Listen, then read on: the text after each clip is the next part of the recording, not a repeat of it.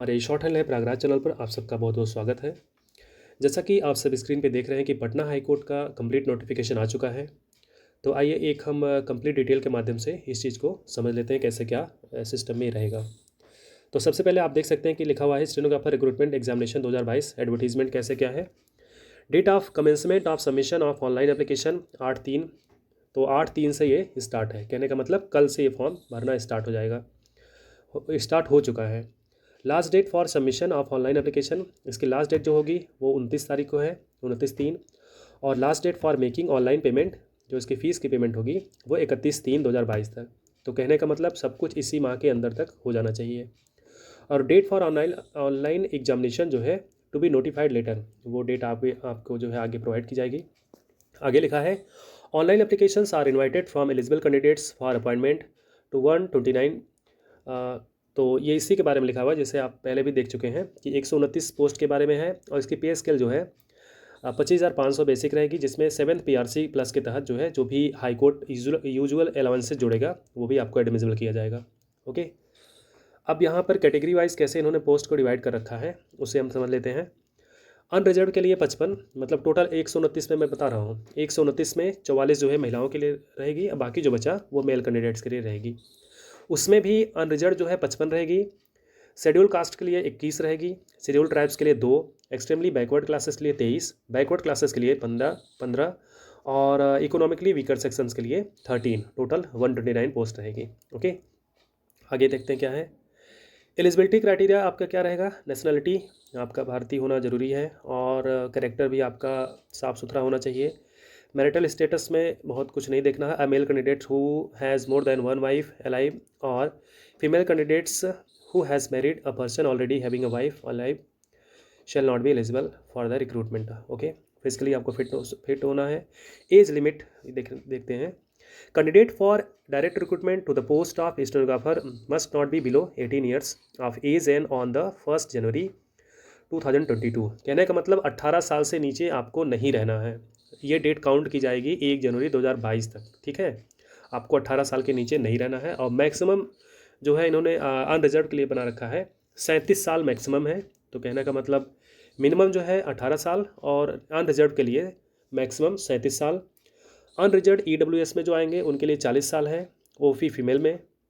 और BC और EBC में आएंगे मेल और फीमेल में 14 ईयर्स, और ST/ST मेल और फीमेल में 42 ईयर्स, और OH लोकोमोटर जो भी हैं रिजर्व और EWS EBS जो भी है उसमें 47 ईयर्स। तो मुख्य रूप से आपको ये समझना है कि एज लिमिट 18 साल के नीचे नहीं होनी चाहिए, और 37 साल और 40 साल के ऊपर नहीं होनी चाहिए। Okay, further upper age limit for those in government employment shall be relaxable by 5 years. तो बाकी उन लोगों को रिलैक्सेशन वगैरह मिलेगा जो ऑलरेडी जो है जॉब वगैरह में है गवर्नमेंट के। ये तो हाई कोर्ट डिसाइड करेगा कैसे रिलैक्सेशन देना है। आगे हम देखते हैं मिनिमम एजुकेशनल क्वालिफिकेशंस है। तो यहाँ एजुकेशनल क्वालिफिकेशंस देखिए, बहुत ज़रूरी था ये देखना। The applicant must possess following essential educational qualifications oblique computer qualification for the post of stenographer as on 1 January 2022। पहला तो आपका है इंटरमीडिएट 12th पास, okay, from a recognised board और यूनिवर्सिटी। ये 12th के बेस्ड पे ये रिक्रूटमेंट आई हुई है। And certificate of English shorthand and English typing from a recognised institution. And आपके पास एक रिकॉग्नाइज्ड इंस्टीट्यूशन से आपका एक सर्टिफिकेट होना चाहिए जो कि शॉर्ट हैंड और टाइपिंग से संबंधित हो। ओके, आगे diploma certificate of at least 6 months course in computer application from a recognised institution. Okay, तो आपके पास एक डिप्लोमा होना चाहिए जो कि 6 माह का कंप्यूटर का, जैसे DCA वगैरह होता है वो सब। CCC वगैरह नहीं चलेगा, वो 3 माह का होता है। आपके पास प्रॉपर DCA होना चाहिए, या BCA अगर आप किए होंगे, जैसे बैचलर ऑफ कंप्यूटर एप्लीकेशन वगैरह होता है BCA MCA, तो वो भी चलेगा। तो 6 माह का उनको कंप्यूटर का एक जो है कोर्स के लिए डिग्री चाहिए, डिप्लोमा या सर्टिफिकेट चाहिए। ओके, आगे देखते हैं क्या लिखा है। Minimum speed 80 words per minute in English shorthand and minimum speed 40 words per minute English typing. तो वो जो सर्टिफिकेट आपका रिकॉग्नाइज्ड इंस्टीट्यूट से होगा उसमें जो स्पीड मेंशन होगी वो मिनिमम 80 वर्ड्स और टाइपिंग की 40 वर्ड्स मेंशन होनी चाहिए। ओके, और प्रेफरेंस क्वालिफिकेशन, उनको प्रेफरेंस मिलेगा who has served in the territorial army for minimum period of 2 years. जो आर्मी में 2 साल की सेवा पूर्ण कर चुके हैं उनको जो है कुछ रिलैक्सेशन प्रेफरेंस जो है क्वालिफिकेशन में दिया जाएगा। And who has obtained a B certificate of the National Cadet crops है, तो एनसीसी के तहत भी जिन्होंने बी सर्टिफिकेट प्राप्त कर लिया है उनको भी यहाँ पर क्वालिफिकेशन वगैरह में रिलैक्सेशन मिलेगा।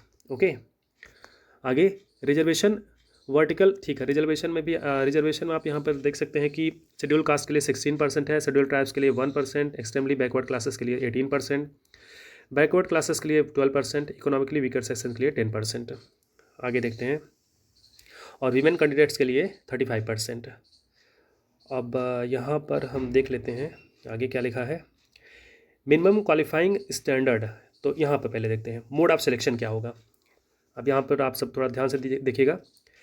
यहाँ पर मोड ऑफ सिलेक्शन सबसे पहले आपका रिटन टेस्ट होगा, जो कि multiple choice question based objective test followed by English shorthand computer typing test with speed of 80 words per minute for 320 words only, that is at the rate of 80 WPM for minimum and 80 WPM for 4 minutes and 15 minutes for its transcription along with 7 minutes for revision of shorthand immediately after dictation and English typing test with speed of 40 words per minute। Okay, तो इसका कहने का मतलब ये है कि आपका multiple choice based question होगा रिटन टेस्ट में। उसके बाद ये टेस्ट खत्म होने के बाद आपका 80 वर्ड पर मिनट का डिक्टेशन होगा, जो कि 4 मिनट का होगा, और जिसको आपको 15 मिनट में टाइप करना है। उस 15 मिनट टाइप करने के पहले आपको 7 मिनट तुरंत डिक्टेशन के बाद पढ़ने को वो मैटर मिलेगा, और साथ ही साथ आपको immediately after dictation English typing test with the speed of 80 words per minute. तो कहने का मतलब आपका टाइपिंग टेस्ट भी होगा इसमें, 40 वर्ड पर मिनट में टाइपिंग टेस्ट भी आपका अलग से करवाएंगे। ओके, और सेकंड में आप देख सकते हैं कि इंटरव्यू लिखा है। इंटरव्यू में भी इन्होंने कुछ शायद जो भी इनका प्रोसीजर हो, डॉक्यूमेंट वेरिफिकेशन जैसा हो सकता है, या कुछ इन्होंने क्वेश्चन वगैरह पूछे, जैसा भी हो। मिनिमम क्वालिफाइंग स्टैंडर्ड कैसा होगा? The minimum qualifying standard shall be 40% objective test. कहने का मतलब आपको 40% पाना रिटन टेस्ट में अनिवार्य है। जो multiple choice question based exam होगा रिटन टेस्ट का, उसमें 40% मार्क्स जो है आपको पाना अनिवार्य है, तब आपका आगे का प्रोसीजर बढ़ेगा। आगे लिखा है 85% accuracy in English short hand typing. जो आप इंग्लिश शॉर्ट हैंड करेंगे उसमें 85% आपका बेहतर होना ज़रूरी है। कहने का मतलब 85% आपकी एक्यूरेसी होनी बहुत ज़रूरी है, तभी आपका आगे प्रोसीजर बढ़ेगा। और टाइपिंग टेस्ट में आपका 90% सही होना ज़रूरी है। और इंटरव्यू में 30 मार्क्स। इंटरव्यू का मार्क्स इन्होंने बता नहीं रखा है कि कितना ये इंटरव्यू के लिए रखेंगे, देखते हैं आगे क्या लिखा हुआ है। तो ये तो मिनिमम क्वालिफाइंग स्टैंडर्ड है, इतना आपको पाना कंपलसरी है। इसके बाद ही आपके बारे में हाई कोर्ट सोचेगा कि आपके लिए क्या करना है उनके आगे। Syllabus and scheme of examination. Written test shall consist of the following subjects है। तो इसमें सिलेबस देख लीजिए। 30 मार्क्स का जो है इंग्लिश लैंग्वेज एंड ग्रामर होगा, जिसमें आप देख सकते हैं spot the error, fill in the blanks, synonyms, homonyms, antonyms, spelling detection, misspelled words, idiom and phrases, one word substitution, improvement of sentences, active passive voice of verbs, shuffling of sentence parts. 30 marks का ये English होगा। और basic computer science, जो computer knowledge आपको normal computer knowledge होता है, उसके बारे में 20 मार्क्स का ये होगा। तो कहने का मतलब 50 नंबर का आपका रिटन टेस्ट होना है। Okay, the question paper of written shall be available in English language only. ये क्वेश्चन पेपर आपका सिर्फ और सिर्फ इंग्लिश भाषा में ही प्रोवाइड किया जाएगा, हिंदी में नहीं होगा। और सेकंड है there shall not be negative marking for incorrect answers in the written test. Negative marking भी नहीं है। तो 50 आपको क्वेश्चन मिलेंगे, 25 आपके लगभग रहेंगे इंग्लिश, 25 नहीं 30 ही रहेंगे। इसमें ये कैसे बांटेंगे, हालांकि मार्क्स इन्होंने बताया है कैसे ये बांटेंगे, अभी इन्होंने बता नहीं रखा है। तो कहने का मतलब 50 नंबर का ये होगा आपका टोटल, जिसमें आपको 40% पाना जो है अनिवार्य है। और ये पेपर जो होगा वो इंग्लिश लैंग्वेज में होगा, और नेगेटिव मार्किंग नहीं होगी। ओके, और एग्जामिनेशन फ़ीस कितनी लगेगी? एग्जामिनेशन फ़ीस जो है यहाँ पर candidate are required to pay the fees following manner. Unreserved BC EBC EWS candidates के लिए 1000 रुपीज़, और SC ST OH कैंडिडेट्स के लिए 500 रुपये, 1000 और 500 रुपये लगेगा। Okay, payment of fee shall be accepted through online mode, ठीक है। Application without prescribed fee shell not be considered. तो ऑनलाइन पेमेंट आपको करना पड़ेगा, 1000 रुपये या 500 रुपये जो भी हैं आप। और examination fee paid shall not be refunded, लौटाया नहीं जाएगा। आगे देखते हैं इसको। Centre of examination, candidate must indicate name of the city in the online application form in which he she desires to take the examination.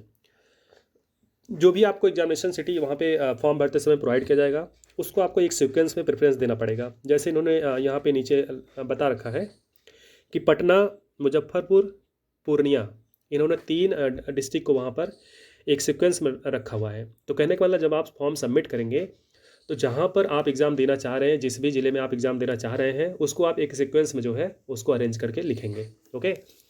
Detail about the cities in which examination centres are to be allocated is as follows है। यही जो अभी मैंने बताया है, यही चीज़ थी। Procedure of appointment, ये आपको अभी नहीं देखना है। प्रोसीजर ऑफ अपॉइंटमेंट कैसे क्या होगा, यदि आप पढ़ना चाहें तो डिटेल में जा करके हम इसका PDF जो है टेलीग्राम पे आपको प्रोवाइड कर दे रहे हैं। वहाँ पर आप जो है जाकर पूरा डिटेल पढ़ सकते हैं, और उससे रिलेटेड जो भी क्वेरी होगी आप वहाँ पर भी पूछ सकते हैं। और Patna high court, Allahabad high court और भी जो भी हाई कोर्ट की आप तैयारी करते हैं उससे संबंधित यदि आप ऑनलाइन क्लासेस मेरी ज्वाइन करना चाहते हैं जो रेगुलर बेस पे है, और जिसमें लीगल जनरल दोनों मैटर प्रोवाइड किए जा रहे हैं, तो आप सब जो है बिना देर किए हुए उस क्लास को ज्वाइन कर सकते हैं, जो कि शाम को 8 बजे से प्रोवाइड की जाती है क्लास। अभी शाम को 8 बजे प्रोवाइड की जा रही है। इन फ्यूचर जैसे भी टाइम मिलता है मैं सुबह भी क्लासेस जो है प्रोवाइड करने की पूरी कोशिश करूँगा। तो बहुत से बच्चे जुड़े हुए हैं और वो इसका बेनिफिट ले रहे हैं, तो मैं तो आप सबको भी यही कहूँगा कि एक बार जो है क्लास ज़रूर ज्वाइन करें। आपको अपने अंदर बदलाव शॉर्ट हैंड से संबंधित ज़रूर देखने को मिलेगा। ओके। और तो कुछ इसमें दिया नहीं है, जनरल इंस्ट्रक्शन दिया है, और देख लेते हैं एक बार पूरा हाउ टू अप्लाई। हाँ, हाउ टू अप्लाई आप देख सकते हैं इसमें कैसे लिखा है। For application online visit the recruitment tab in the column, ये वेबसाइट दी हुई है हाई कोर्ट के ऑफिशियल। यहाँ पे आपको क्लिक करके वेबसाइट पे जाना है, ऑनलाइन एप्लीकेशन जाना है, रजिस्टर करना है। नॉर्मल प्रोसीजर है, अभी किसी ने किया नहीं होगा, तो ईमेल आईडी वगैरह आपका प्रॉपर रहना चाहिए, मोबाइल नंबर आपका रहना चाहिए, डेट ऑफ बर्थ वगैरह सारी चीज़ें आप क्लियर करके रखिए, फॉर्म ज़रूर भरें। और इसके बाद शायद पटना हाई कोर्ट PS की भी पोस्ट आएगी, PA PS की जो भी आए वहाँ से, क्योंकि ये जूनियर स्किल स्टेनोग्राफर की है, और इसके बाद PA PS की भी पोस्ट आने पटना हाई कोर्ट से तय है। तो आप सब उसकी भी तैयारी कर सकते हैं। और जो भी आपको क्वेरी है उसको आपको पूछना है, आप जो है टेलीग्राम लिंक से ज़रूर जुड़ जाएं। और टेलीग्राम से यदि आप डिस्क्रिप्शन बॉक्स में से नहीं जुड़ पा रहे हैं तो आप जो है जा करके टेलीग्राम पे सर्च करें short hand lab Prayagraj, short hand lab Prayagraj, वहाँ से आप जो है ज़रूर ज्वाइन हो जाए। यहाँ पर आपको हर हाई कोर्ट से संबंधित जो भी सूचनाएं होती हैं वो प्रोवाइड की जाती हैं, साथ ही साथ जो भी डिक्टेशन वगैरह होता है वो सब कुछ आपको मिलता रहेगा। Okay, thank you so much.